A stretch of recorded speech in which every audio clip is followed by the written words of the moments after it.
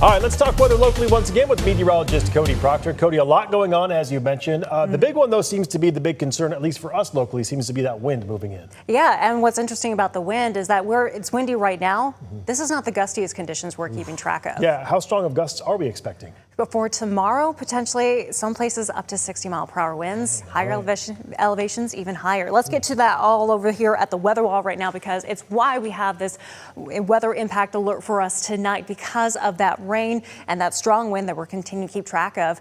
With that, there is the potential for some wind damage and flooding concerns for the next couple of days. So let's talk about where we're at right now with our current conditions. As we take a live look over downtown Spokane, our current temperature is 56 degrees. This is warmer than our record that was set back in 1941 of 53 degrees. So we're certainly feeling those mild temperatures. That's not helping when it comes to the snow melt outside. Our winds at the moment, 26-mile-per-hour winds. We've been seeing wind gusts up to about 41 miles per hour. Our current temperatures for our area, very mild. Othello right now still hanging out in the mid-60s. Moses Lake cooled down to the upper 50s. So we are certainly seeing those mild temperatures. We've also got those breezy to gusty winds. Wenatchee coming in at 21-mile-per-hour winds at this time. 26 for Spokane, 20 for Deer Park.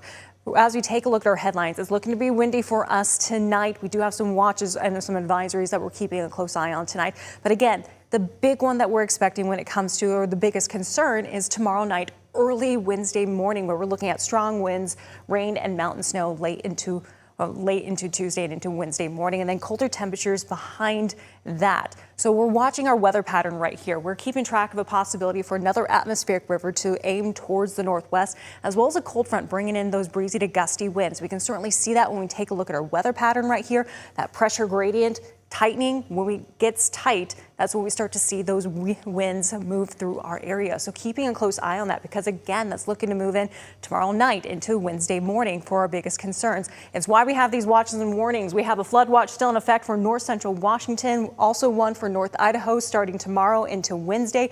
We also have that wind advisory. That's the one we're under right now for our region, in effect until tomorrow morning, with winds about 20 to 30 miles per hour, maybe some wind gusts up to about 55 miles per hour, according to the National Weather Service. But again, this is the big one. High wind watch set for tomorrow night into Wednesday afternoon. Could potentially see some gusts up to about 60 miles per hour, maybe even more up in the higher terrain. It's not great timing considering how saturated we are with our ground because of all that water we've had around our region. So there is a possibility for some wind damage from this. So we're watching this very closely and trying to get you ready for it. So as far as timing of things, quiet break for tonight, but then that chance of moisture moves back into our region tomorrow, and especially into tomorrow night, early Wednesday morning, where we could be seeing some heavy rain, as well as that chance for mountain snow. Some of our mountain passes, particularly around Stevens Pass, could see some heavy snow conditions throughout this week.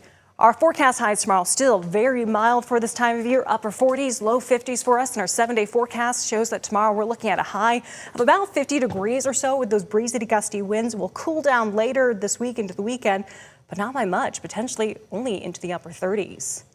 All righty. Sounds good, Cody. Thank you very much.